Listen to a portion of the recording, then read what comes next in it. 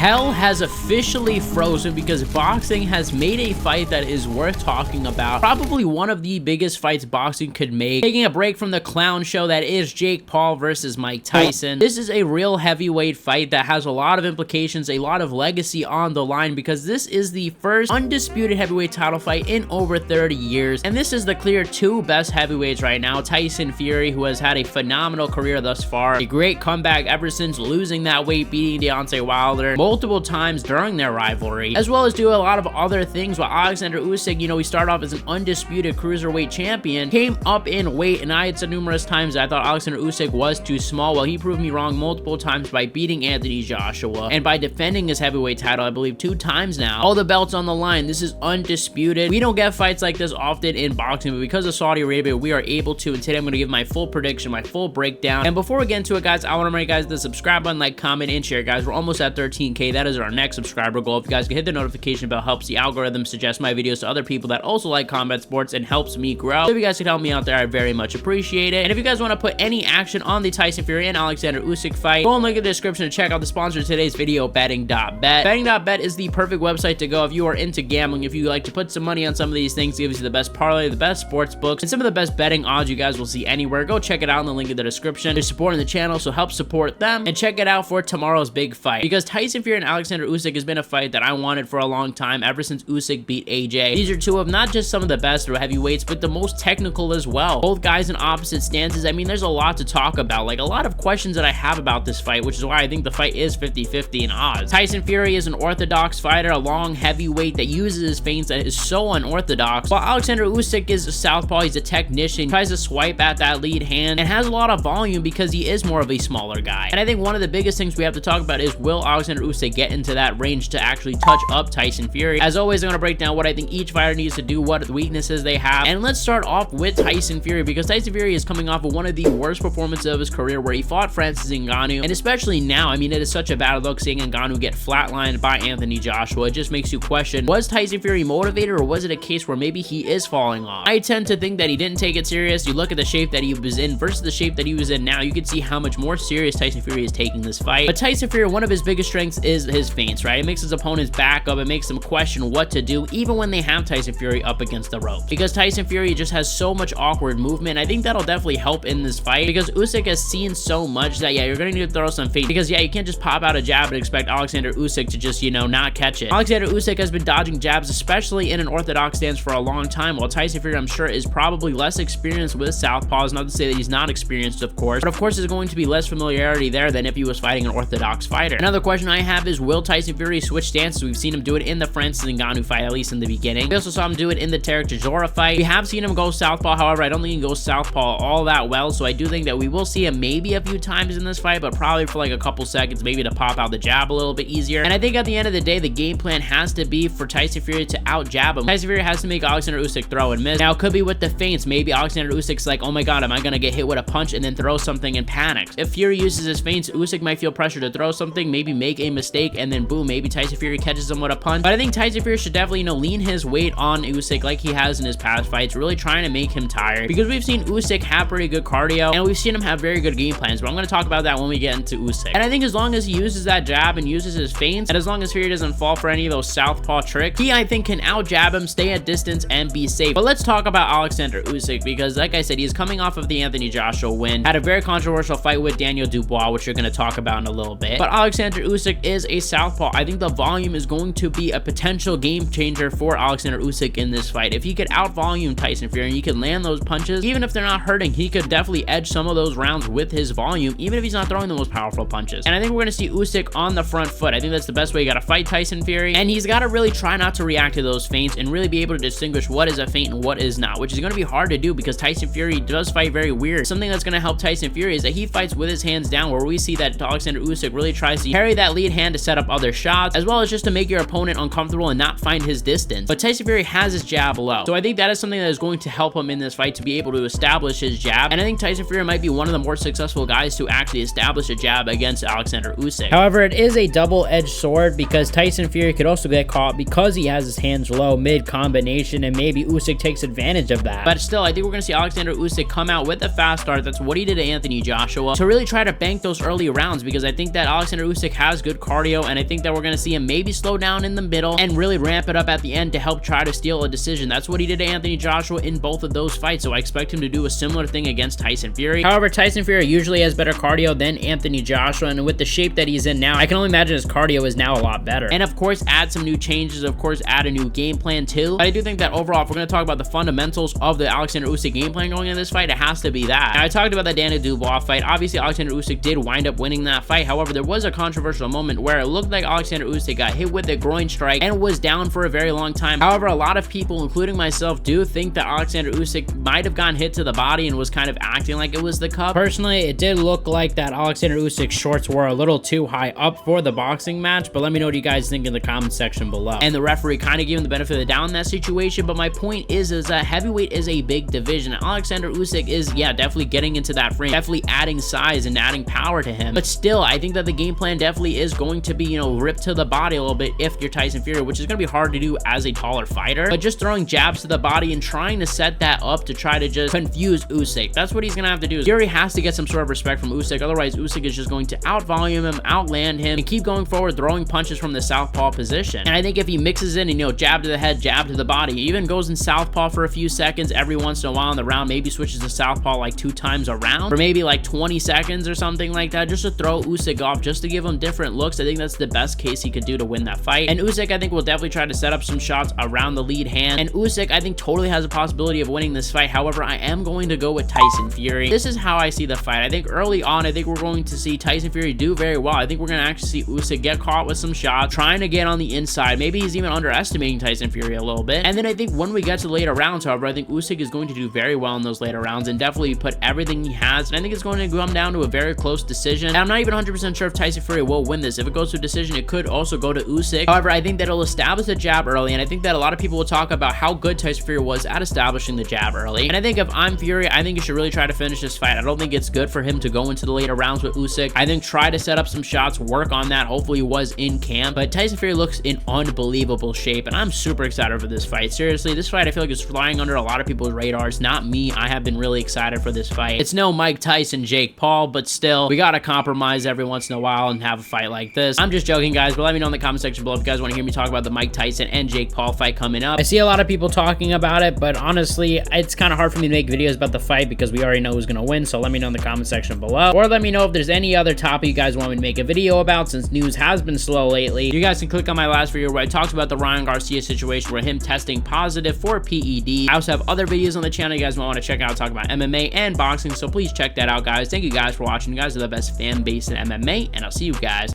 in the next one.